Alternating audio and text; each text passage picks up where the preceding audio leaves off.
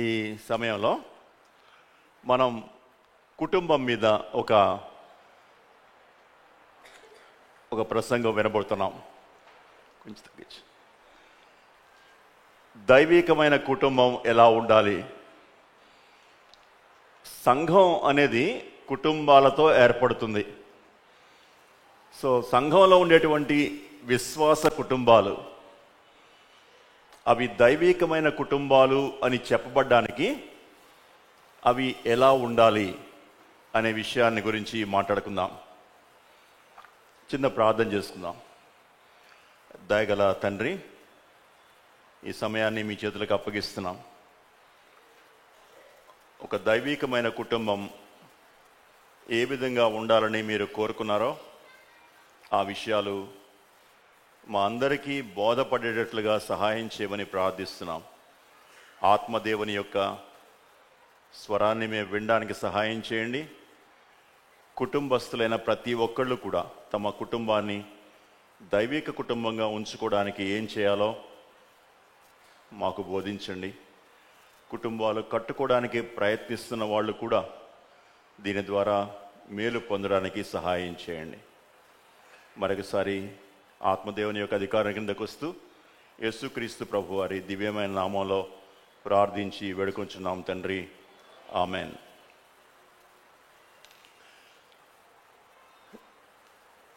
దేవుడే కుటుంబ వ్యవస్థకు మూలం.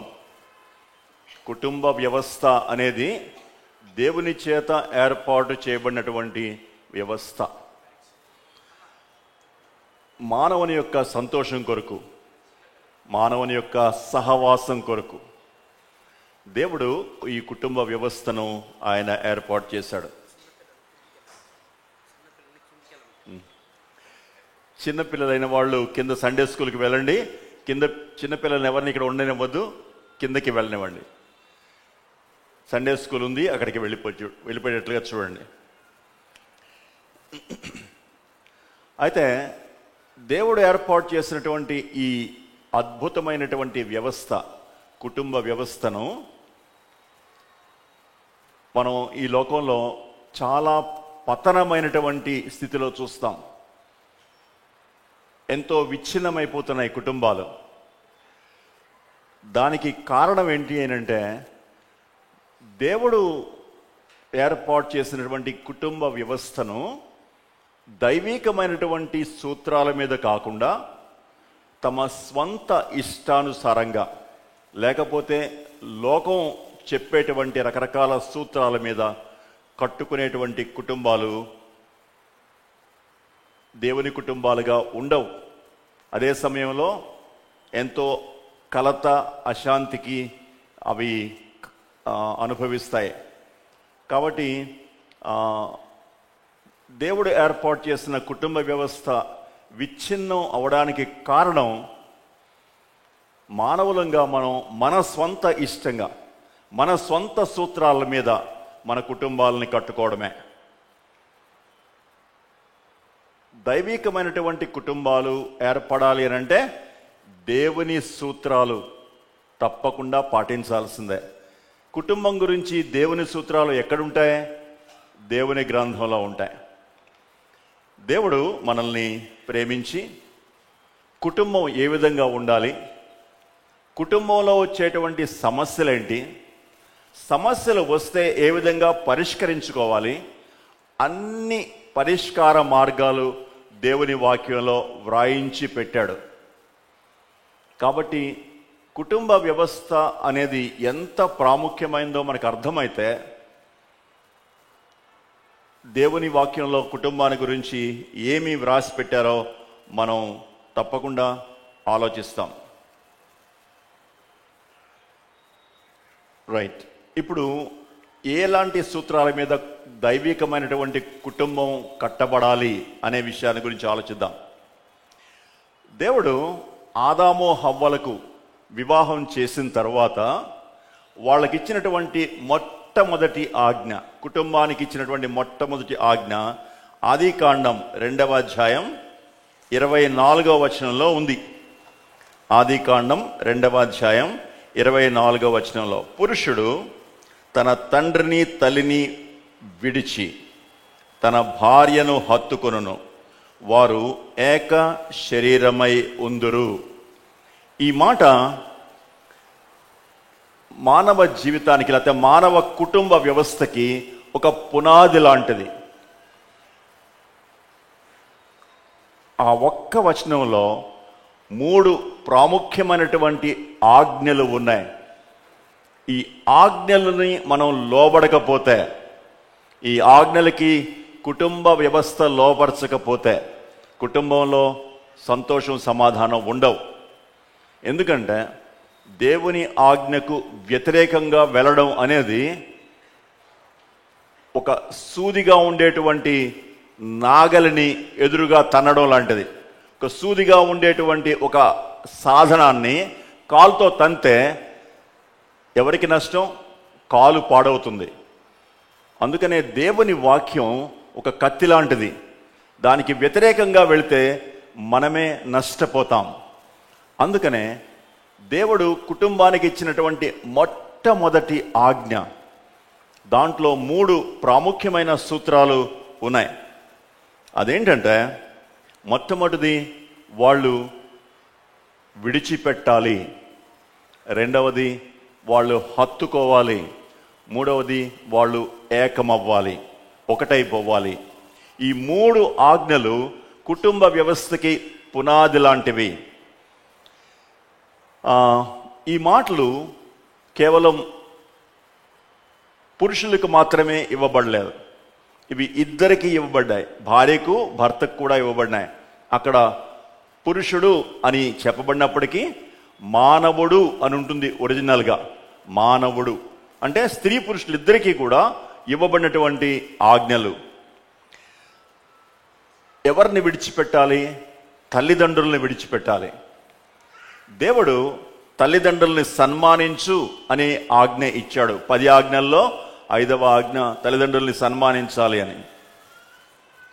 తల్లిదండ్రులను సన్మానించు అని చెప్పినటువంటి దేవుడే తల్లిదండ్రుల్ని విడిచిపెట్టు అని కూడా చెప్పాడు. కుమారుడు కుమార్తెలు తల్లిదండ్రుల యొక్క అజమాయిషిలో పెరిగి పెద్దవాళ్ళు అవుతారు. అయితే వాళ్ళు వివాహం చేసుకున్న తర్వాత వాళ్ళు కుమారుడు కుమార్తెలోంచి భార్య భర్త అనేటువంటి ఒక దశకు వెళ్తారు. కుమారుడు కుమార్తెగా ఉన్నప్పుడు తప్పకుండా వాళ్ళు తల్లిదండ్రులకు లోబడి ఉండాల్సిందే, తల్లిదండ్రులను సన్మానించాల్సిందే, వారు ఏం చెప్తే అది వినాల్సిందే, వాళ్ళ యొక్క అధికారం కింద ఉండాల్సిందే. కానీ వివాహం అయిన తర్వాత ఈ ఇద్దరు ఎవరైతే వివాహంలో పాల్గొన్నారో వాళ్ళు తల్లిదండ్రుల యొక్క పరిపాలన కింద అవసరం లేదు, ఉండనక్కర్లేదు. ఎందుకంటే వాళ్ళు ఒక కుటుంబాన్ని ఏర్పాటు చేసుకున్నారు. వాళ్ళు ఆ కుటుంబానికి యజమాని భర్త. కాబట్టి ఎవరైతే కుటుంబాన్ని ఏర్పాటు చేసుకుంటారో ఆ కుటుంబానికి యజమాని భర్త.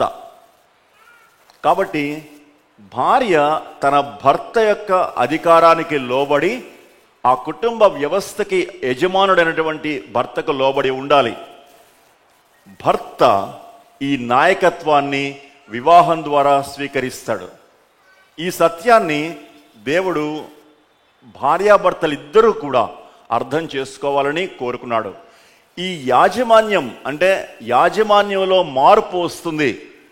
తల్లిదండ్రుల యొక్క యాజమాన్యంలోంచి కుమారునికి లేకపోతే భర్తకు యాజమాన్యం ట్రాన్స్ఫర్ చేయబడుతుంది. ఇది వివాహం చేసుకున్న ప్రతి ఒక్కరు కూడా అర్థం చేసుకోవాలి. తల్లిదండ్రులు వివాహం అయినటువంటి బిడ్డల మీద యాజమాన్యం చేయడానికి వీలు లేదు. అలాగా తల్లిదండ్రులు కానీ యాజమాన్యం చేయడానికి ప్రయత్నిస్తే ఆ గృహంలో తప్పకుండా సమస్యలు వస్తాయి. ఇక్కడ కూర్చున్న వాళ్ళలో చాలామంది తల్లిదండ్రులు ఉన్నారు. మీ బిడ్డలు వివాహం చేసుకున్న తర్వాత మీకు వారి మీద ఎటువంటి అధికారం లేదు, సలహాలు ఇవ్వచ్చు అంతే. యాజమాన్యం చేయడానికి వీలు లేదు. అది దేవుని వాక్యానికి విరుద్ధం. అదే సమయంలో వివాహం చేసుకున్న తర్వాత భార్యాభర్తలు ఇద్దరూ కూడా తల్లిదండ్రుల యాజమాన్యంలోంచి బయటకు వచ్చి ఒక యాజమాన్యం కిందకు వస్తారు. ఆ యాజమాన్యం ఎవరంటే భర్త. భర్త కుటుంబం మీద నాయకుడిగా ఉంటాడు. ఇది వివాహం చేసుకున్న ప్రతి ఒక్కరూ అర్థం చేసుకోవాలి. తల్లిదండ్రుల యాజమాన్యం కింద ఉండాలి అనుకునే భార్యాభర్తలు కుటుంబంలో సమస్యలు ఎదుర్కొంటారు. ఇది దేవుని వాక్యం. దేవుని యొక్క సూత్రం కాకుండా మన స్వంత సూత్రాల కింద కుటుంబ వ్యవస్థని నడిపించుకుందామంటే అది కుదరదు. మన దేశంలో చాలా చాలా సూత్రాలు చెప్తారు. అయితే అవేవి కూడా పని చేయవు. కుటుంబం సాఫీగా సజావుగా ఉండాలి అని అంటే. రైట్. అదే సమయంలో భార్యాభర్తలు ఇద్దరూ కూడా వారి వారి బాధ్యతలు కూడా ఎరగాలి. భార్యాభర్తలు తల్లిదండ్రులను విడిచిపెట్టకపోతే, అంటే విడిచిపెట్టడం అంటే వాళ్ళ యొక్క బాధ్యత కాదు, బాధ్యతను విడిచిపెట్టకూడదు. వాళ్ళతో ఉన్నటువంటి భావోద్రేక సంబంధం, వాళ్ళతో ఉన్నటువంటి భావోద్రేక సంబంధాన్ని తెంచుకోవాలి. అంటే అర్థం ఏంటి? ఇప్పుడు దాకా పెళ్లి కాకముందు ఏదైనా కష్టం వచ్చినప్పుడు, ఇబ్బంది వచ్చినప్పుడు, భయం వేసినప్పుడు తల్లిదండ్రుల దగ్గరికి పరిగెత్తుకుని వెళ్తాం. అయితే వివాహం అయిన తర్వాత వాళ్ళిద్దరూ ఒకరి భావోద్రేకాలు ఒకరు తీర్చుకోవడానికి దేవుడు వారికి ఒక వ్యక్తిని ఇచ్చాడు. భార్యకి భర్తని, భర్తనికి భార్యని. వారిద్దరూ ఒకరితో ఒకరు తమ భావోద్రేకాలు పంచుకోవాలి, కానీ తల్లిదండ్రులతో కాదు. తల్లిదండ్రులతోటి వివాహం ముందు మాత్రమే మన భావోద్రేకాలు పంచుకున్నాం. వారు మనల్ని యజమానుల్లాగా నడిపించారు. అయితే వివాహం అయిన తర్వాత తల్లిదండ్రులతో ఈ సంబంధం, ఈ భావోద్రేక సంబంధం తెగి భర్తతోటి, భార్యతోటి ఈ భావోద్రేక సంబంధం పెంచుకోవాలి. ఇది తప్పనిసరిగా జరగాల్సినటువంటి విషయం, విడిచిపెట్టడం అనేది. రెండవది హత్తుకోవడం. హత్తుకోవడం అని అంటే అర్థం ఏంటంటే అప్పటిదాకా ఉన్నటువంటి ప్రేమ ప్రాధాన్యత. ఒక ఇంట్లో పిల్లలకు అతి ప్రియమైనటువంటి వాళ్ళు ఎవరు అంటే తల్లిదండ్రులే. ఒక అమ్మాయి ఒక ఇంట్లో పుట్టి పెరిగిన తర్వాత వాళ్ళ అమ్మ నాన్నలంటే వాళ్ళకి చాలా ఇష్టంగా ఉంటుంది. తండ్రి అంటే చాలా ఇష్టం అమ్మాయిలకి. అదేవిధంగా అబ్బాయిలకి తండ్రి అంటే కూడా చాలా ఇష్టం.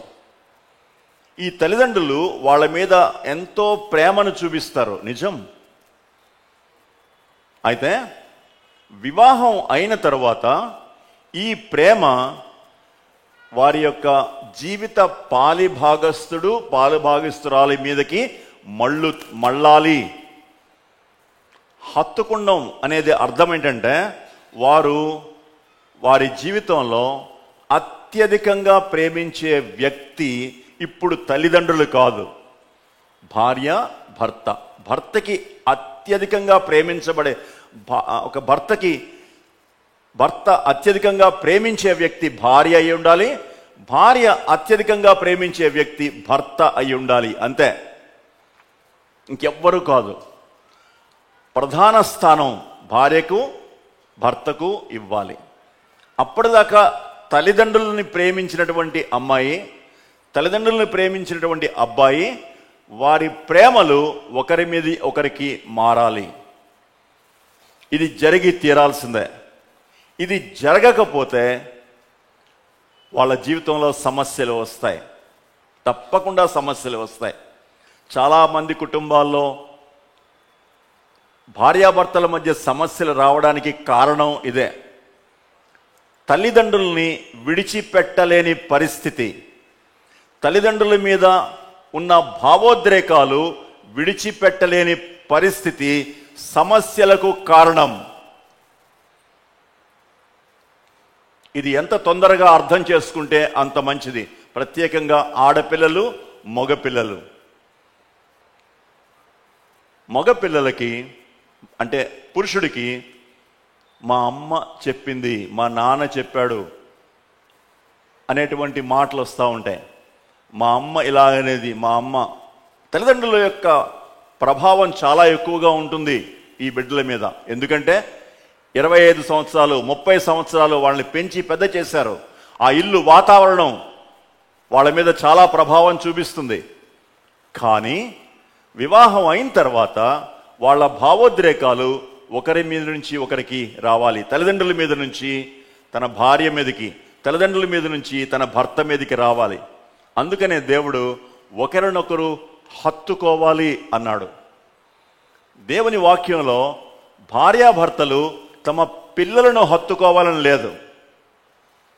భార్యాభర్తలు తమ తల్లిదండ్రులను హత్తుకోవాలని లేదు. భార్యాభర్తలు వాళ్ళ సహోదరుల్ని సహోదరుల్ని హత్తుకోవాలని లేదు. ఒకరిని ఒకరు హత్తుకోవాలి. ఇది దైవ సూత్రం. ఈ సూత్రం ఉల్లంఘిస్తే తప్పకుండా సమస్యలు వస్తాయి. ఒకరినొకరు హత్తుకోవాలి అంటే తప్పకుండా తల్లిదండ్రుల మీద ఉన్నటువంటి భావోద్రేక బంధం తెగాల్సిందే. తల్లిదండ్రుల మీద తల్లిదండ్రుల యొక్క అధికారం తప్పకుండా మారాల్సిందే. తల్లిదండ్రుల యొక్క అధికారం ఆగిపోవాలి. తల్లిదండ్రుల మీద ఉన్నటువంటి భావోద్రేక బంధం కూడా తెగాలి. ఇది జరగకపోతే వారి మధ్యలో ఆ బంధం గట్టిగా ఉండదు. భార్యాభర్తల బంధం అన్ని బంధాల కంటే కూడా అతి ప్రధానమైంది. దేవుడు ఇశ్రాయేలు దేశాన్ని ఏర్పాటు చేసుకున్నప్పుడు ఇశ్రాయేలు దేశాన్ని ఆయన నేను నిన్ను ప్రేమిస్తున్నాను అని చెప్పినప్పుడు ఎంత ప్రేమిస్తున్నానంటే అని ఆయన వివరిస్తున్నప్పుడు ఆయన తీసుకున్నటువంటి ఉదాహరణ ఏంటంటే భార్యాభర్తల మధ్య సంబంధం. యేసుక్రీస్తు ప్రభువారు తన సంఘాన్ని ప్రేమిస్తున్నప్పుడు ఎంత ప్రేమిస్తున్నానో చెప్పదలిచినప్పుడు ఆయన తీసుకున్నటువంటి ఉదాహరణ భార్యాభర్తల మధ్య సంబంధం. అందుకనే భార్యాభర్తల మధ్యలో సంబంధాలు సరిగ్గా లేకపోతే, వారు ఒకరి పట్ల ఒకరు యథార్థతగా జీవించకపోతే ఎన్నో సమస్యలు వస్తాయి. ఈ ప్రేమ బంధం ఎంత గాఢంగా ఉంటే అంత మధురంగా ఉంటుంది వైవాహిక జీవితం. ఇక మూడవ సూత్రం, ఆ 24వ వచనంలో మూడవ సూత్రం ఏంటంటే వాళ్ళిద్దరూ ఒకటైపోవాలి. వివాహం చేసుకున్నటువంటి ఈ పురుషులు స్త్రీ ఈ ఇద్దరు కూడా ఒకటైపోవాలి. ఇద్దరు వ్యక్తులు ఒకటిగా అయిపోవడం అసాధ్యం అనిపిస్తుంది. కానీ ఇది ఒక సూచక్రియ, ఇది ఒక అద్భుతం. దేవుని వాక్యం చెప్తుంది వాళ్ళిద్దరూ ఒకటి అయిపోతారు. వాళ్ళకి ఎన్నటికీ ఇద్దరుగా ఉండరు, వాళ్ళిద్దరూ ఒకటిగానే ఉంటారు. మార్కు సువార్త 10వ అధ్యాయం, మార్కు సువార్త 10వ అధ్యాయం 8వ వచనం, వారిద్దరూ ఏక శరీరమై ఉందురు గనుక వారు ఇక ఇద్దరుగా ఉండక ఏక శరీరముగా ఉందురు. వాళ్ళిద్దరూ ఇద్దరుగా ఉండరు. దాని అర్థం ఏంటంటే వాళ్ళు ఒకటైపోతారు.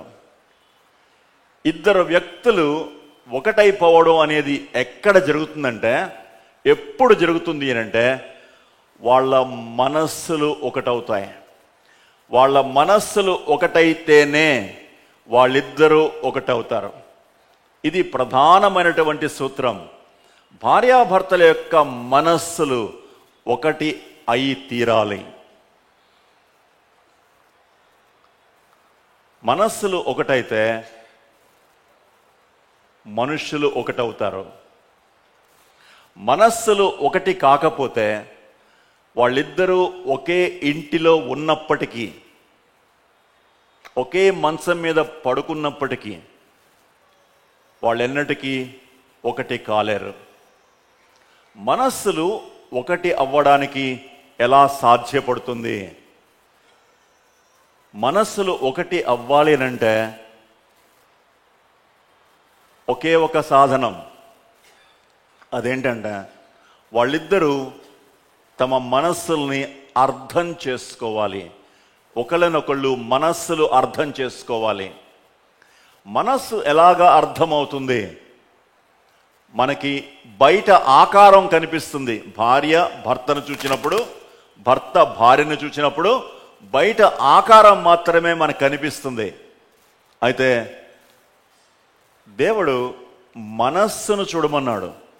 మనస్సు చూడడం ఎలాగా? కళ్ళకి మనస్సు కనిపించదు. మనస్సు అర్థం చేసుకోవడానికి కళ్ళు పనికిరావు. మనస్సు అర్థం చేసుకోవడానికి ఒక అవయవాన్ని దేవుడు పెట్టాడు. ఆ అవయవం ఏంటంటే నోరు. నోటి ద్వారా మనస్సు బయటకు వస్తుంది. నోటి ద్వారా మనస్సు బయటకు వస్తుంది. కాబట్టి మాటలు, సంభాషణ, వారిద్దరి మధ్యలో ఉండేటువంటి ప్రేమపూర్వకమైన సంభాషణ ద్వారా వారి మనస్సుల్ని అర్థం చేసుకోగలరు. అందుకనే వివాహం అయిన తర్వాత వాళ్ళు చేయవలసిన ఒక ప్రాముఖ్యమైన సంగతి ఏంటంటే ఒకరి మనస్సుల్ని ఒకళ్ళు అర్థం చేసుకోవడం. చాలా వివాహాల్లో ఇది జరగదు. అందుకనే ఒకరి మనస్సులు ఒకరికి అర్థం కావు. ఎందుకు అర్థం చేసుకోవాలి? ఎందుకంటే వాళ్ళిద్దరూ వేరు నేపథ్యాల నుంచి వస్తారు. ఒకళ్ళు ఒక కుటుంబంలో పెంచబడతారు, ఇంకొకళ్ళు ఇంకో కుటుంబంలో పెంచబడతారు. ఆ కుటుంబాలు రెండు కూడా ఎంతో వేరు నేపథ్యాలు, అంటే కల్చర్ అని అంటాం. ప్రతి కుటుంబానికి ఒక విధమైన సంస్కృతి ఉంటుంది. మా ఇంట్లో ఇలా చేస్తాం అని అంటాం. ప్రతి ఇంట్లో వాళ్ళకి ఒక ప్రత్యేకమైనటువంటి కల్చర్ ఉంటుంది. రెండు వేరు నేపథ్యాల నుంచి వచ్చినటువంటి వ్యక్తులకి వేరు మనస్థితులు ఉంటాయి. లేకపోతే సైకలాజికల్గా వాళ్ళిద్దరూ వేరు మనుషులు. ఇద్దరు వేరు మనస్సులు కలిగి ఉంటారు. కాబట్టి ఈ ఇద్దరు మనస్సులు దగ్గరగా వచ్చేటప్పుడు వాళ్ళలో ఎన్నో వైరుధ్యాలు, ఎన్నో డిఫరెన్సెస్ ఉంటాయి. ఈ డిఫరెన్సెస్ని వాళ్ళు ఒకరితో ఒకరు పంచుకొని తీరాల్సిందే. లేకపోతే ఒకరి మనస్సులు ఒకరికి అర్థం కావు. దేవుడే మనలో చాలా వైరుధ్యాలని ఉంచాడు. స్త్రీ పురుషుల మధ్యలో అనేకమైన వైరుధ్యాలు ఉన్నాయి. పురుషుడు ఆలోచించినట్లుగా స్త్రీ ఆలోచించదు. పురుషుడు కోరుకున్నట్లుగా స్త్రీ కోరుకోదు.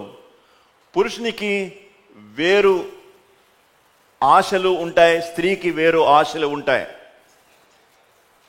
ఇవి అర్థం చేసుకోవాలి. దేవుడు మమ్మల్ని వేరుగా తయారు చేశాడు. దేవుని వాక్యంలోనే ఉంది.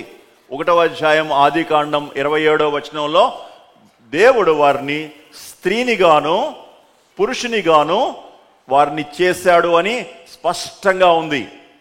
వారిద్దరిని ఒకే విధంగా చేయలేదు. కాబట్టి ఇద్దరిని వేరుగా చేసినప్పుడు వారి యొక్క ఆలోచన విధానంలో, వాళ్ళ యొక్క దృక్పథాల్లో ఎంతో వ్యత్యాసం ఉంది.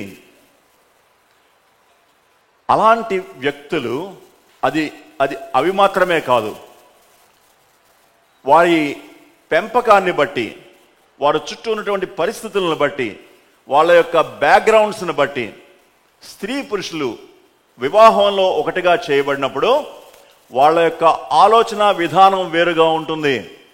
వాళ్ళ యొక్క అలవాట్లు వేరుగా ఉంటాయి. వాళ్ళు చిన్నప్పటి నుంచి నేర్చుకున్న విషయాలు వేరుగా ఉంటాయి. వ్యక్తిత్వం అనేది చాలా ఇంపార్టెంట్. వ్యక్తిత్వం అంటే అసలు మనిషిలో ఉండేటువంటి ఆ మనస్సు, అతని మనస్సుని వివరించేటప్పుడు వ్యక్తిత్వం అనే మాట వాడతారు. ఈ వ్యక్తిత్వం అనేది ఎలాగ ఏర్పడుతుంది అని అంటే ఆ వ్యక్తి పెరిగినటువంటి విధానం, ఆ చుట్టూ ఉన్నటువంటి మనుషులు, అతని యొక్క స్నేహితులు, అతడు పెరిగినటువంటి వాతావరణం, అతని యొక్క మత సంబంధమైనటువంటి పెంపకం, ట్రైనింగ్, ఇవన్నీ కూడా ఆ వ్యక్తి మీద తన ప్రభావాన్ని చూపిస్తాయి. తద్వారా ఏమవుతుందంటే ఆ వ్యక్తి యొక్క మనస్తత్వం ఏర్పడుతుంది. ఇది కాకుండా ఒక 50% జన్యువుల వల్ల, అంటే తల్లిదండ్రుల నుంచి వచ్చినటువంటి కొన్ని లక్షణాలు ఉంటాయి, జన్యుపరమైన లక్షణాలు ఉంటాయి. ఇవన్నీ కలిపి ఒక వ్యక్తిత్వాన్ని ఏర్పరుస్తాయి. 50% జన్యుపరమైన లక్షణాలు, 50% పరిసరాల నుంచి వచ్చినటువంటి లక్షణాలు. ఈ కలబోతలో వ్యక్తిత్వం ఏర్పడుతుంది. ఉదాహరణకి ఒకళ్ళ ఇంట్లో ఒక అమ్మాయి పెరిగింది. ఆ అమ్మాయికి చాలామంది అన్నదమ్ములు ఉన్నారు. 4-5 అన్నదమ్ములు ఉన్నారు అనుకోండి. 4-5 అన్నదమ్ములు, చెల్లెళ్ళు ఉన్నారు. ఇంకొక ఇంట్లో ఒక అబ్బాయి పెరిగాడు. ఆ అబ్బాయి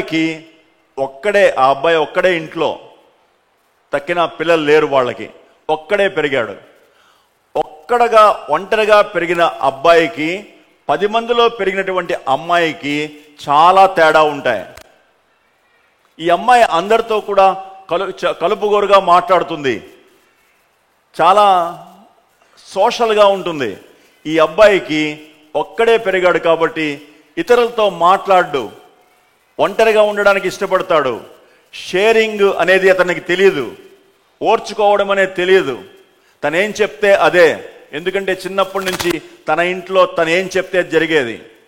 ఇలాంటి ఇద్దరు వివాహంలో ఒకటిగా చేయబడ్డారు అనుకోండి. ఆ అమ్మాయిని చూసి ఈ అబ్బాయికి అనుమానం వస్తుంది. ఏంటి ఈ అమ్మాయి అందరితో మాట్లాడుతుంది, ఊరికే అందరితో గలగలా నవ్వుతుంది అనేటువంటి అనుమానం వస్తుంది. ఆ అబ్బాయిని చూస్తే ఈమెకి చాలా ఆశ్చర్యం వేస్తుంది. ఏంటి అబ్బాయి అసలు మాట్లాడేంటి, ఏంటి ఇలాగా ఒక్కడే కూర్చుంటాడు, బయటికి వెళ్దామంటే రాడు, ఎందుకు ఇలాగా? వాళ్ళిద్దరిలో ఆ విధంగా వాళ్ళిద్దరూ ఒకరినొకరు అర్థం చేసుకోకపోతే, వారి యొక్క బ్యాక్గ్రౌండ్స్ అర్థం చేసుకోకపోతే వాళ్ళు ఒకరినొకరు అనుమానించేదానికి ఆస్కారం ఉంటుంది. ఇలాంటివి చాలా ఉంటాయి. వారు వేసుకునేటువంటి డ్రెస్, వారి యొక్క సైక్, వాళ్ళ యొక్క మనస్తత్వాన్ని చెప్తుంది. వాళ్ళ యొక్క ఇష్టాయిష్టాలు వాళ్ళ యొక్క మనస్తత్వాన్ని చెప్తాయి. వాళ్ళు తినే ఆహారం, వాళ్ళు వేసుకునే బట్టలు, వాళ్ళ ప్రవర్తన అన్నీ కూడా వాళ్ళ మనస్తత్వాన్ని మీద ఆధారపడి ఉంటాయి. అయితే వాళ్ళు ఒకరితో ఒకరు తమ చిన్ననాటి పెంపకం గురించి, చిన్ననాటి బాల్య అనుభవాల గురించి, వాళ్ళ కష్టాలు, వాళ్ళ భయాలు, వాళ్ళ సుఖాలు, వాళ్ళ కోరికలు ఒకరితో ఒకరు పంచుకోకపోతే వాళ్ళ మనస్సులు ఒకరినొకరు అర్థం చేసుకోలేవు. ఒక భార్య తన భర్తను చూసినప్పుడు అతని యొక్క బాహ్య రూపాన్ని మాత్రమే చూస్తుంది. అలాగే ఒక భర్త తన భార్యను చూసినప్పుడు ఆమె యొక్క బాహ్య రూపాన్ని మాత్రమే చూస్తాడు. కానీ అది కరెక్ట్ కాదు. ఆమె అనే వ్యక్తి లోపలుంటుంది, అతడు అనే వ్యక్తి లోపలుంటాడు. అతనికి బయటికి కనబడే వ్యక్తి యథార్థమైన వ్యక్తి కాదు, లోపల ఉండే వ్యక్తే యథార్థమైన వ్యక్తి. బయటికి కనబడే ఈ స్త్రీ యథార్థమైన రూపం కాదు, లోపల ఉండే స్త్రీనే యథార్థమైన రూపం. ఈ యథార్థమైన రూపాన్ని అర్థం చేసుకోవడానికి 1 రోజు 2 రోజులు సరిపోవు, 1 వారం 2 వారాలు సరిపోవు. సంవత్సరాల తరబడి వారి కలిసి జీవిస్తున్నప్పుడు వారు కొంచెం కొంచెంగా ఒకరిని ఒకరు అర్థం చేసుకుంటారు. ఈ అర్థం చేసుకోవడంలో వాళ్ళు ఒకరితో ఒకరు సంభాషించుకోవాలి. నోట్లోంచి నేను ఇలాంటి దాన్ని అని చెప్పకపోతే ఆ వ్యక్తికి ఆమె ఎలాంటిదో అర్థం కాదు. నాకు ఇది ఇష్టం, నాకు ఇది కష్టం, నాకు ఇది అసహ్యం, నాకు ఇది నేను దాన్ని కోరుకుంటాను అని అతను కానీ ఆమె కానీ ఒకరితో ఒకరు సంభాషించుకోకపోతే వాళ్ళ మనస్సుల్లో ఏముందో ఎవరికీ తెలియదు. అందుకనే భార్యాభర్తలు ఇద్దరూ కూడా ఒకరితో ఒకరు చాలా స్వేచ్ఛగా తమ భావోద్రేకాల్ని ఒకరితో ఒకరు పంచుకోవాలి. ఇది జరగకపోతే వాళ్ళ మనస్సులు కలుసుకోవు. వాళ్ళ మనస్సులు కలుసుకోకపోతే వాళ్ళు ఒకటిగా మారరు. వాళ్ళు ఒకటిగా మారకపోతే వాళ్ళు ఎప్పటికీ వేరువేరుగానే ఉంటారు. వివాహం దానికోసం కాదు. వివాహం యొక్క అంతిమ గమ్యం వాళ్ళు ఒకటిగా అయిపోవడానికి. దైవిక కుటుంబంలో ఈ ఏకత్వం అనేది ప్రధానమైనటువంటి గమ్యం వివాహానికి. ఏకత్వం, ఎక్కడైతే ఏకత్వం ఉంటుందో వివాహంలో అక్కడ ఆశీర్వాదం ఉంటుంది. 133వ దావీదు కీర్తనలో ఆ మాటలుంటాయి. ఏకత్వం ఎక్కడైతే ఉంటుందో అక్కడ ఆశీర్వాదం, శాశ్వత జీవం ఉంటాయి. ఆ ఇంట్లో సంతోషం ఉంటుంది. ఆ ఇంట్లో గలగల నవ్వుకోవడాలు ఉంటాయి. ఆ ఇంట్లో చక్కగా ఒకరిని ఒకరు అర్థం చేసుకోవడం ఉంటుంది. ఆ ఇంట్లో బిడ్డలు చక్కగా ఒక పువ్వులాగా వికసిస్తారు. అయితే దేవుని యొక్క ఏర్పాటు ఇది. వాళ్ళిద్దరూ ఒకటైపోవాలి. కేవలం మనసులు మాత్రమే కాదు, విశ్వాస కుటుంబంలో వాళ్ళ ఆత్మలు కూడా ఒకటి అయి వాళ్ళు కలిసి ప్రార్థన చేసుకోవచ్చు, కలిసి ఆరాధించవచ్చు, కలిసి సాతాను మీద పోరాటం జరపవచ్చు. సో విశ్వాస కుటుంబంలో భౌతికమైన ఏకత్వం, మానసికమైన ఏకత్వం, ఆత్మ సంబంధమైన ఏకత్వం, 3 ఏకత్వాలు ఉంటాయి. ఎక్కడెక్కడైతే ఏకత్వం ఉంటుందో అక్కడ సంతోషం, సమాధానం ఉంటాయి. భౌతికమైన ఏకత్వంలో, మానసిక ఏకత్వంలో భౌతికమైన ఏకత్వం కంటే సంతోషం, సమాధానం ఉంటాయి. మానసిక ఏకత్వం కంటే ఆత్మ సంబంధమైన ఏకత్వంలో ఇంకా సంతోషం, సమాధానం ఉంటాయి. ఏకత్వం ఎక్కడైతే ఉంటుందో అక్కడ సంతోషం, సమాధానం ఉంటాయి. దైవికమైన కుటుంబంలో దేవుడు ఈ ఏకత్వాన్ని చూడడానికి ఇష్టపడతాడు. అయితే ఏకత్వం ఉండాలి అనంటే మొట్టమొదటి 2 సూత్రాలు నిర్వర్తించబడాలి. విడిచిపెట్టవలసినవి విడిచిపెట్టాలి, హత్తుకోవలసిన విధంగా హత్తుకోవాలి.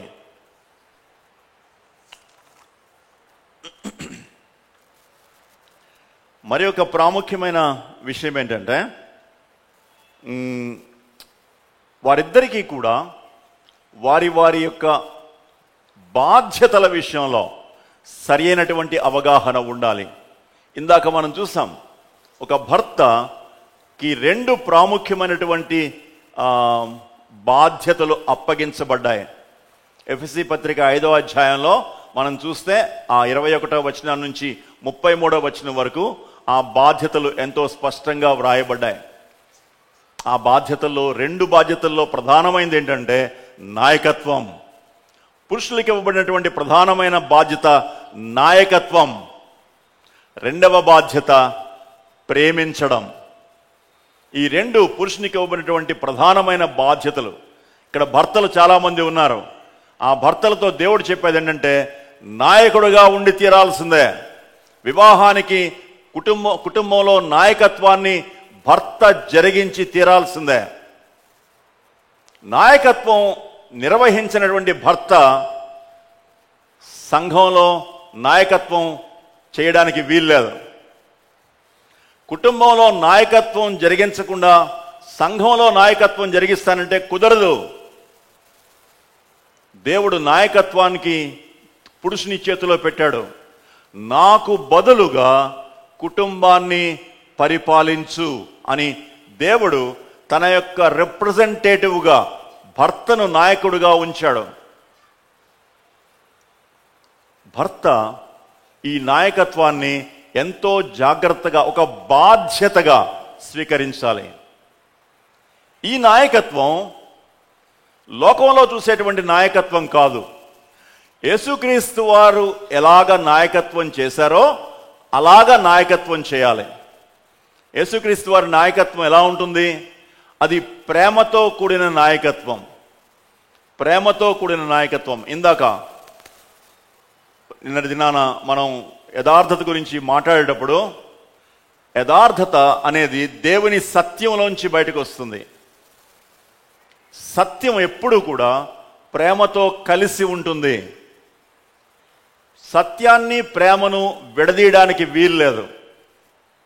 నాయకత్వంలో సత్యం చాలా చాలా ప్రాముఖ్యమైనది. భర్తకు సత్యమేంటో తెలియకపోతే నాయకత్వాన్ని సరిగ్గా చేయలేడు. అందుకనే భర్త యొక్క నాయకత్వానికి మూలం సత్యం. సత్యం ఎక్కడుంటుంది? దేవుని వాక్యంలో ఉంటుంది. కాబట్టి భర్తకి దేవుని వాక్యం చాలా ఎక్కువగా తెలిసి ఉండాలి. ఎందుకంటే భర్త నాయకుడుగా తీసుకోవాల్సిన నిర్ణయాలన్నిటికీ మూలం దేవుని వాక్యం. దేవుని వాక్యానుసారంగా తన నిర్ణయాలు ఉండాలి. కుటుంబంలో ఎక్కడైనా తప్పు నిర్ణయం జరిగితే దేవుడు భర్తనే అడుగుతాడు. కుటుంబంలో జరిగే ప్రతి నిర్ణయానికి పూచి భర్తే. ఇక్కడ కూర్చున్న భర్తలు చాలామంది ఉన్నారు, నేను కూడా ఒక భర్తనే. మన కుటుంబాల్లో తీసుకునే ప్రతి నిర్ణయం దేవునికి లెక్క అప్పచెప్పాలి. చిన్న చిన్న నిర్ణయాల దగ్గర నుంచి పెద్ద నిర్ణయాల వరకు దేవుడు భర్తనే రెక్కడుగుతాడు. ఆదాము హవ్వలిద్దరూ కూడా ఏదైనా తోటలో ఉన్నప్పుడు పండు కోసి ఆదాముకి ఇచ్చింది ఎవరు? అవ్వే. కానీ దేవుడు ఎవరిని అడిగాడు? ఆదాముని అడిగాడు. ఆదాము అక్కడే ఉన్నాడు. ఆదాము ఎక్కడ దూరంగా పోలేదు. సాతానుతోటి అవ్వ మాట్లాడుతున్నప్పుడు ఆదాము నువ్వు మాట్లాడొద్దు అని చెప్పలేదు. ఆదాము అక్కడే ఉన్నాడు. ఏదో మాట్లాడుతుందిలే అనుకున్నాడు. ఎవరితో మాట్లాడాలి, ఎవరితో మాట్లాడకూడదు కూడా చెప్పాల్సింది ఆదామే. కుటుంబంలో ఆత్మీయమైనటువంటి నాయకుడు కూడా భర్తే. కుటుంబంలో కేవలము భౌతికమైన నాయకత్వం మాత్రమే కాదు, ఆత్మ సంబంధమైన నాయకుడు కూడా భర్తే. అంటే భార్య కంటే మరి లోతైన వాక్య అనుభవం భర్తకు ఉండి తీరాలి. తన మనస్సు నిండా దేవుని వాక్యాన్ని ధ్యానం చేయాలి. అప్పుడు మాత్రమే దైవికమైన నిర్ణయాలు తీసుకోవడానికి సరిపోతుంది. భర్తకి దేవుని వాక్యం తెలియకపోతే తప్పుడు నిర్ణయాలు తీసుకునే అవకాశం ఉంది. నిర్ణయాలు అన్నప్పుడు భర్తే నిర్ణయాలు చేయాలా, భార్య నిర్ణయాల్లో ఎటువంటి ప్రమేయం లేకుండా ఉండాలా అన్న అనుమానం వస్తుంది.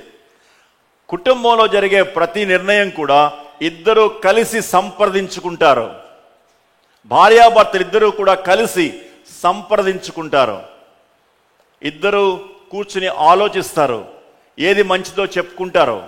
భార్య దేవుడు తనకిచ్చిన జ్ఞానాన్ని బట్టి తన యొక్క నిర్ణయం చెప్తుంది. భర్త కూడా ఆలోచిస్తాడు. ఏదైతే మంచి నిర్ణయమో, ఏదైతే మంచి సలహానో అది వాళ్ళు నిర్ణయం తీసుకుంటారు. నిర్ణయం ఏమైనప్పటికీ దేవుడు ఆ నిర్ణయాన్ని భర్త యొక్క నిర్ణయంగానే చెప్తాడు. భార్య ఆ సలహా ఇచ్చుండొచ్చు, కానీ భర్త దాన్ని ఆలోచించి ఇది ఎంతవరకు వాక్యానుసారమైన మంచి నిర్ణయం అనుకుంటే దాన్ని తప్పకుండా అమలు చేయడానికి వీలుంటుంది. కానీ దేవుడు దాన్ని భర్త యొక్క నిర్ణయంగానే చూస్తాడు. అందుకనే చివరి నిర్ణయాధికారం భర్తకే వదిలిపెట్టాలి. భార్య ఒకవేళ భర్త కంటే తెలివైంది అయ్యుండొచ్చు, కానీ చివరి నిర్ణయాధికారం భర్తకే వదిలిపెట్టాలి. నాయకత్వంలో గృహాన్ని పరిపాలించడం మాత్రమే కాదు, మాదిరి గృహానికి మాదిరిగా ఉండాలి. భర్త వెనకాల భార్య బిడ్డలు అతన్ని మాదిరిగా చూసుని వెంబడించగలిగి ఉండాలి. భర్త ఒక మాదిరి విశ్వాసిగా ఆ కుటుంబాన్ని నడిపించాలి. ఉదయకాలం లేచి ప్రార్థన చేసుకోవడంలో భర్త మాదిరి, సమయ పాలనలో భర్త మాదిరి, శుభ్రతలో భర్త మాదిరి, దేవుణ్ణి వెంబడించడంలో భర్త మాదిరి, మోకరించి దేవుని దగ్గర ప్రార్థన చేసుకోవడంలో భర్త మాదిరి, వాక్యానుసారంగా నడవడంలో భర్త మాదిరి, నిర్ణయాలు తీసుకోవడంలో భర్త మాదిరి, యథార్థతలో భర్త మాదిరి, దేవుని విలువలు పాటించడంలో భర్త మాదిరి. భర్త యొక్క మాదిరిలో కుటుంబం అంతా నడుస్తుంది, నడవాలి. దైవిక కుటుంబంలో భర్త ఒక అద్భుతమైన మాదిరిగా ఉంటాడు. కాబట్టి భర్త యొక్క ప్రధానమైనటువంటి బాధ్యత నాయకత్వం అయితే, మరి యొక్క ప్రధానమైనటువంటి బాధ్యత ప్రేమించడం. దేవుడు స్పష్టంగా చెప్పాడు, ప్రేమించు అన్నాడు. సో దేవుడు ప్రేమించు అని చెప్పినప్పుడు అది ఒక ఆజ్ఞ, అది సలహా కాదు. ప్రేమిస్తే ప్రేమిస్తాను, లేకపోతే లేదని చెప్పడానికి వీల్లేదు. భార్యను హృదయపూర్వకంగా దైవికమైన ప్రేమతో ప్రేమించని ప్రతిసారి భర్త పాపం చేస్తాడు. మామూలు ప్రేమ కాదు, ఇది మామూలు ప్రేమ కాదు. దైవికమైన ప్రేమ, అగాపే ప్రేమతో తన భార్యను ప్రేమించని ప్రతిసారి భర్త పాపం చేస్తాడు.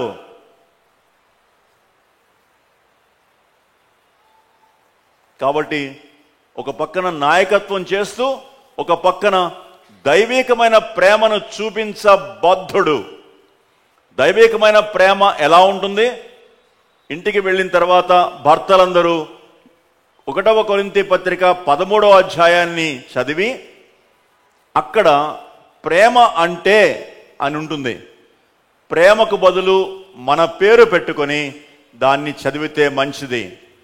దైవిక ప్రేమ అంటే అది మాత్రమే దైవిక ప్రేమ. కాబట్టి ఈ దైవిక ప్రేమను భర్త తన భార్య పట్ల, తన బిడ్డల పట్ల చూపించబద్ధుడు. అందుకనే భర్తకు ప్రేమికుడైనటువంటి నాయకుడు అన్నారు. ప్రేమికుడైన నాయకుడు, అతనికి 2 బాధ్యతలు.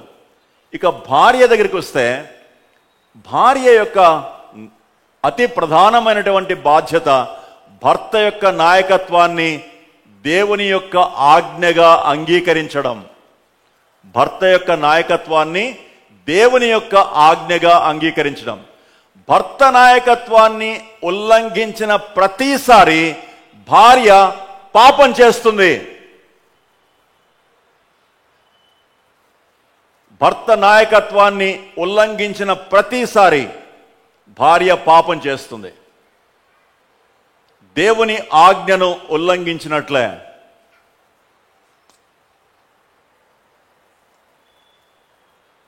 అయితే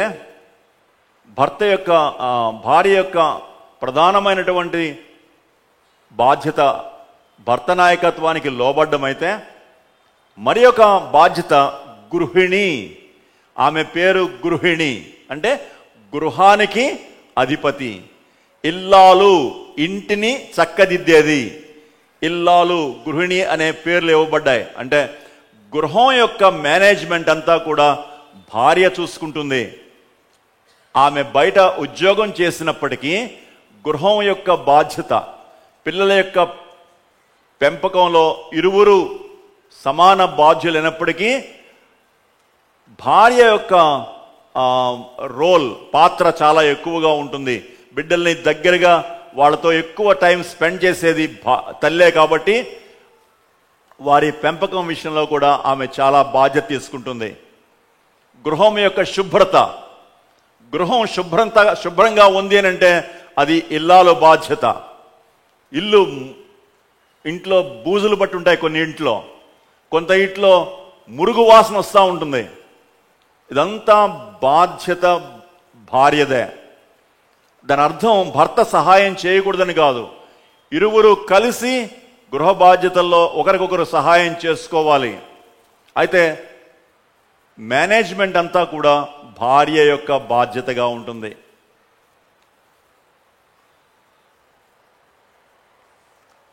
ఇక పిల్లల పెంపకం. పిల్లల పెంపకం అనేది ఒక సవాలుతో కూడినటువంటి విషయం. ఈనాడు మన సమాజంలో అసాంఘిక వాతావరణం, అసాంఘిక శక్తులు, బలాత్కారాలు,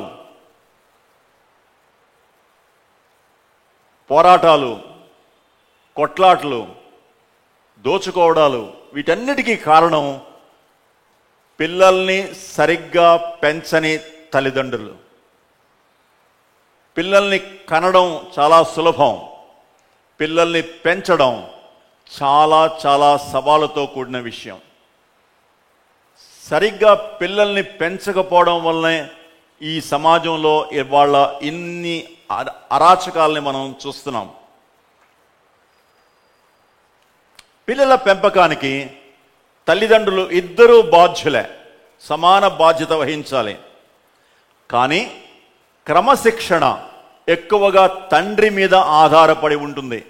క్రమశిక్షణ, ఇంట్లో పిల్లల క్రమశిక్షణ తండ్రి మీద ఆధారపడి ఉంటుంది.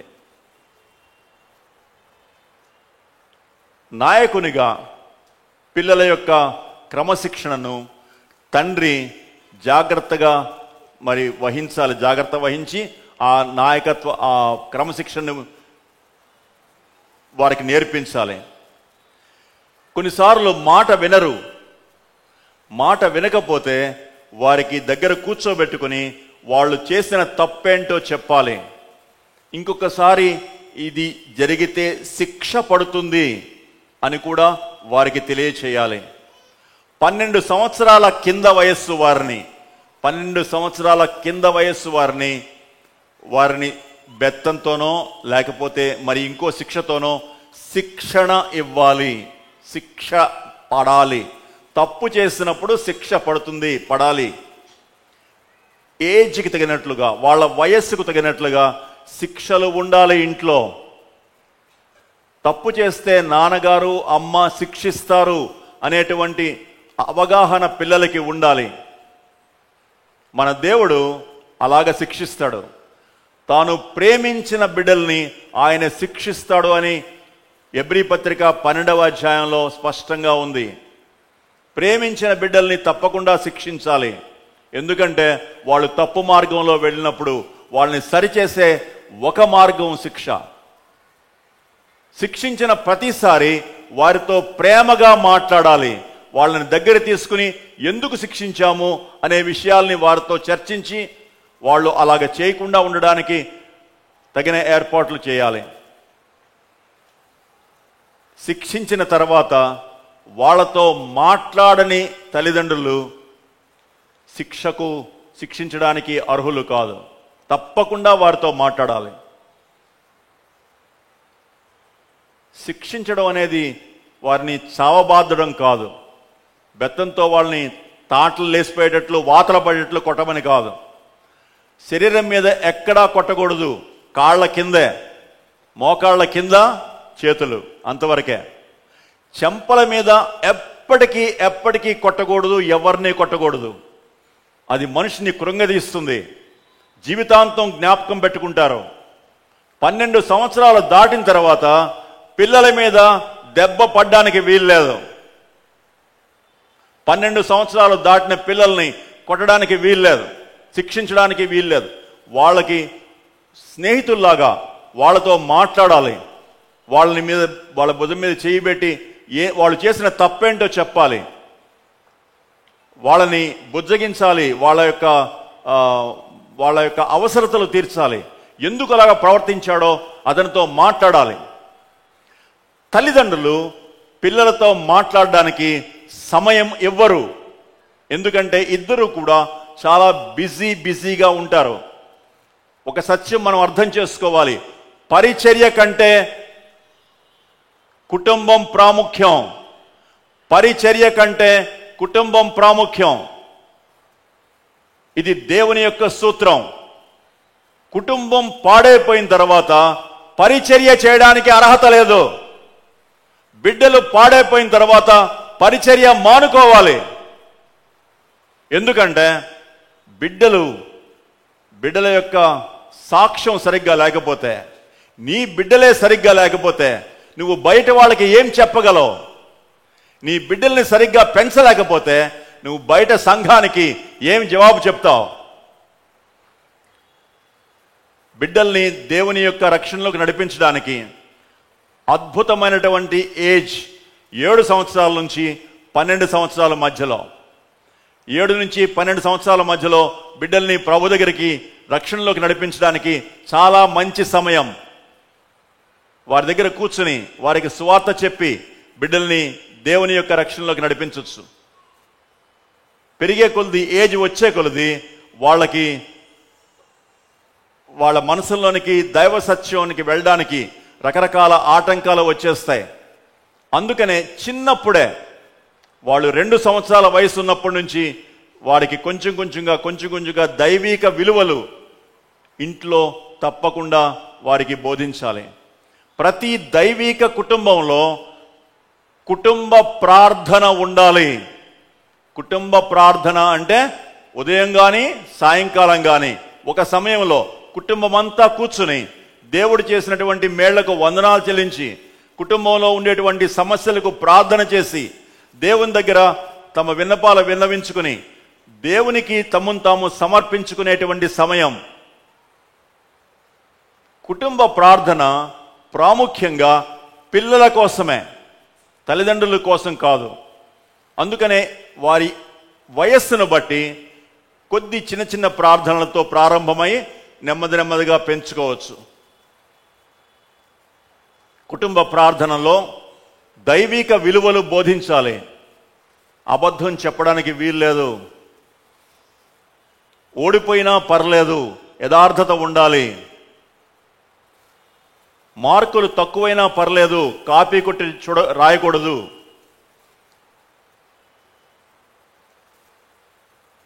దేవుడు నోరు ఇచ్చింది సత్యం పలకడానికి.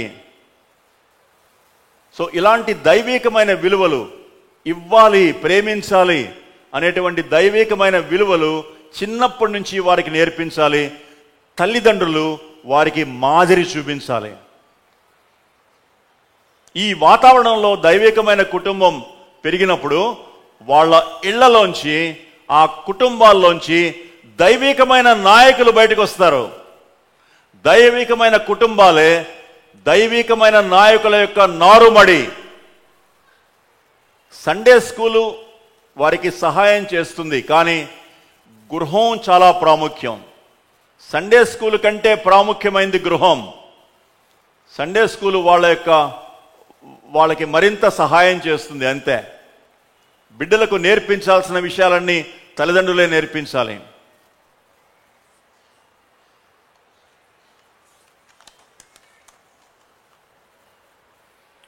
దైవిక కుటుంబంలో కూడా కలహాలు వస్తాయి. భార్యాభర్తల మధ్యలో చిన్న కలహాలు, అభిప్రాయ భేదాలు వస్తాయి. మనం మనుషులం, మనం వేరు వ్యక్తిత్వాలు కలిగిన వాళ్ళం. కాబట్టి మాటల్లో కొన్నిసార్లు అభిప్రాయ భేదాలు వస్తాయి. అంత మాత్రం చేత కుటుంబం కూలిపోతుందని కాదు.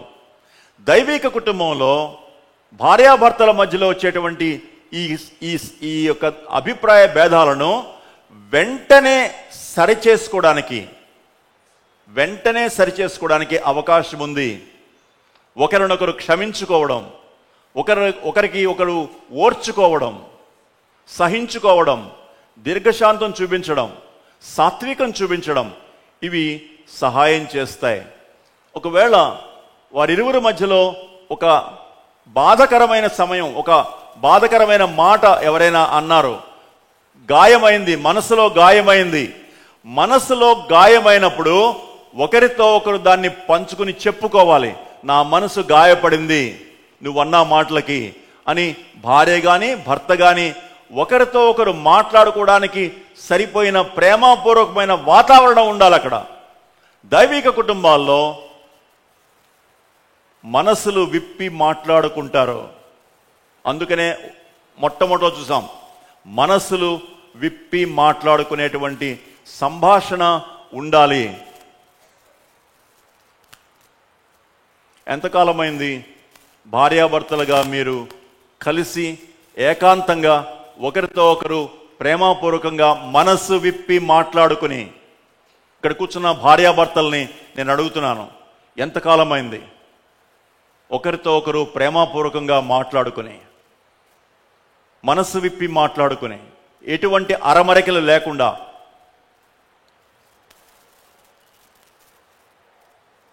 సాతానుడు మీరిద్దరూ మాట్లాడుకోకుండా చేస్తాడు. ఏదో ఒక మనస్తాపం తీసుకొస్తాడు. మనసు విప్పి మాట్లాడుకోకుండా అడ్డుపడతాడు.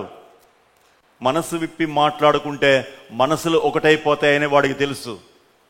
అందుకనే ఆటంకాలు పెడతాడు. అందుకనే భార్యాభర్తల మధ్యలో అభిప్రాయ భేదాలు వచ్చినప్పుడు ఎంత తొందరగా వాటిని పరిష్కరించుకోవాలో అంత తొందరగా పరిష్కరించుకోవాలి. ఒకరితో ఒకరు క్షమాపణ చెప్పుకోవాలి. కొన్నిసార్లు మనసులో కోపాన్ని ఉంచుకోకూడదు. ఎఫెసీ పత్రిక 4వ అధ్యాయంలో ఆ మాటలుంటాయి, కోపపడుడి గాని పాపము చేయకుడి. సూర్యుడు అస్తమించు వరకు మీ కోపము నిలిచి ఉండకూడదు. నిలిచి ఉంటే ఏమవుతుంది? ఆ తర్వాత వచ్చిన ఏముంది? సాతానుడికి చోటు ఇవ్వద్దు. కోపం లోపల పెట్టుకుంటే సాతానుడికి కుటుంబ ద్వారం తెరిచినట్లు. వాడు ఎప్పుడు కుటుంబంలో చొరబడదామని చూస్తుంటాడు. వానికి అవకాశం ఇచ్చినట్లు. కోపం, భార్యాభర్తలు ఒకరి మీద ఒకరు కోపం పెట్టుకుంటే సాతానుడికి ద్వారం తెరిచినట్లు.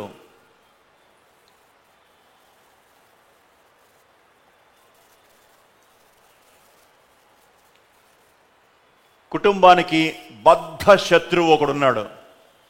దైవిక కుటుంబాలకి బద్ధ శత్రువు సాతానుడు. వాడు వెయిట్ చేస్తూ ఉంటాడు, ఈ కుటుంబాన్ని ఏ విధంగా విడదీద్దాం, ఈ కుటుంబాన్ని ఏ విధంగా చిన్నాభిన్నం చేద్దాం. భార్యాభర్తల మధ్యలో విభేదాలు కలిగిస్తాడు. ఎలా కలిగిస్తాడు? ఒకరి మీద ఒకరికి అనుమానం పెంచుతాడు. నీ భార్య ఇలాంటిది, నీ భర్త ఇలాంటి వాడు అని భార్యాభర్తల మీద అపవాదులు చెప్తాడు. వాడి పేరే అపవాది. వాడు చెప్పేవన్నీ అబద్ధాలు. దానికి చెవు ఇవ్వకూడదు. అందుకనే ఒకరితో ఒకరు మాట్లాడుకోవాలి. మనసులో పెట్టుకొని మాట్లాడుకోవడం కాదు, మనసు విప్పి మాట్లాడుకోవాలి. మనసు విప్పి మాట్లాడుకోవాలి. దైవిక కుటుంబంలో ఉండేటువంటి ఒక ప్రధానమైన లక్షణం మనసులు కలవడం. మనసులు కలవకపోతే ఏకత్వం రాదు. ఏకత్వం ఉన్నప్పుడు అభిప్రాయ భేదాలు వచ్చినా కూడా ఒకరితో ఒకరు వాటిని పరిష్కరించుకోవడానికి వీలుంటుంది, క్షమించుకోవచ్చు. కుటుంబంలో వాడేటువంటి 2 ప్రధానమైన మాటలు ఉన్నాయి. వాటిని గోల్డెన్ వర్డ్స్ అంటారు, బంగారు మాటలు. 1 క్షమించు, 2 థ్యాంక్ యూ. థ్యాంక్ యూ అనే మాట, క్షమించు అనే మాట వాడాలి. ఇంకొక మాట ఐ లవ్ యూ, నేను నిన్ను ప్రేమిస్తున్నాను అనే మాట. ఎంత ఎక్కువగా భర్త భార్యతో చెప్తే అంత మంచిది. ఎంత ఎక్కువగా భర్త భార్యతో చెప్తే అంత మంచిది. భార్య 1-2 సార్లు చెప్తే పర్లేదు, కానీ భర్త ఎన్నిసార్లు చెప్పినా భార్యకు అది సంగీతంలాగా ఉంటుంది. అవునంటారో కాదంటారో భార్యలను అడగండి. ఒకసారి మీరు ఇంటికి వెళ్ళిన తర్వాత చెప్పండి ఐ లవ్ యూ అని. ఆమె ముఖం ఈ చివరి నుంచి ఆ చివరి దాకా ఎలా ఉంటుంది? సంతోషిస్తారు, నా భర్త నన్ను ప్రేమిస్తున్నాడు. అది భార్యకు ఎంతో అవసరం. భర్త యొక్క ప్రేమ మీద భార్య బ్రతుకుతుంది. భర్త యొక్క స్పష్టమైన ప్రేమతోటి భార్య బ్రతుకుతుంది. భార్య ఇచ్చేటువంటి గౌరవం మీద భర్త బ్రతుకుతాడు. చాలా జాగ్రత్తగా వినండి.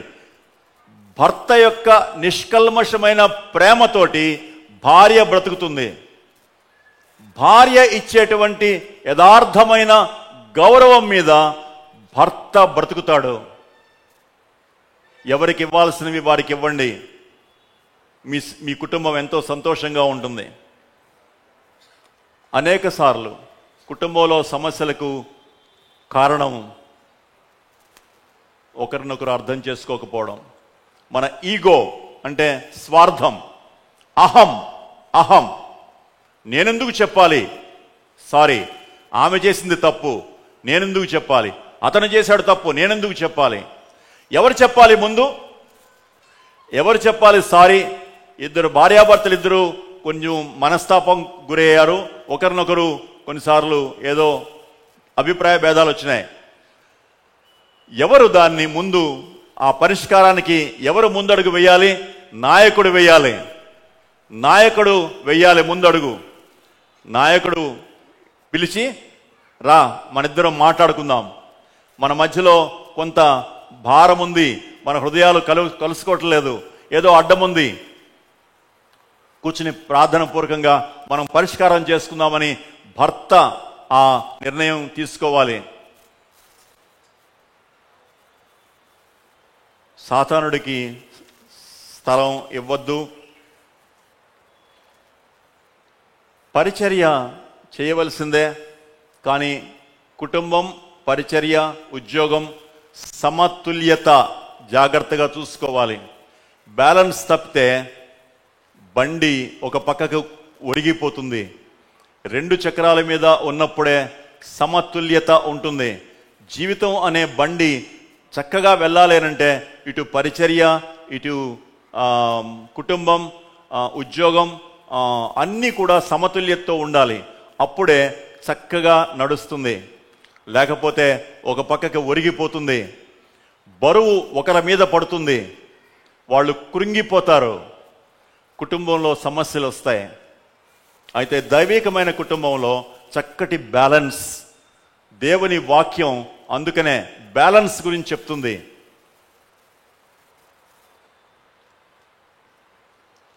భర్తలు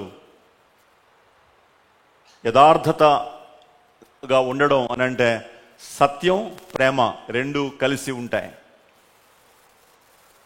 సత్యం చెప్పడం మంచిదే, ప్రేమతో చెప్పండి. సహోదరులు, లోబడ్డానికి నేర్చుకుందాం. లోబడవద్దు అని సాతానుడు చెప్తాడు. నువ్వు పోగొట్టుకుంటావు లోబడితే, నువ్వు లోకువైపోతావు అని సాతాను చెప్తాడు. లోబడ్డానికి నేర్చుకోండి. లోబడితే దేవుడు హెచ్చిస్తాడు. ఇది దేవుని సూత్రం. దేవుని సూత్రాన్ని ఉన్నది ఉన్నట్టు నమ్మండి. అది దేవుడు ఈరోజు మనకి చెప్పిన సత్యం. యోసేపు దేవుడు చెప్పిన మాటని నమ్మాడు, అది అతనికి నీతిగా ఎంచబడింది. దేవుని మాటలో నువ్వు తగ్గించుకో, నిన్ను హెచ్చిస్తానన్నాడు. నమ్ముదాం. సహోదరులు నమ్మండి, లోబడండి, మిమ్మల్ని మీరు హెచ్చించుకోండి. దేవుడు మిమ్మల్ని హెచ్చిస్తాడు.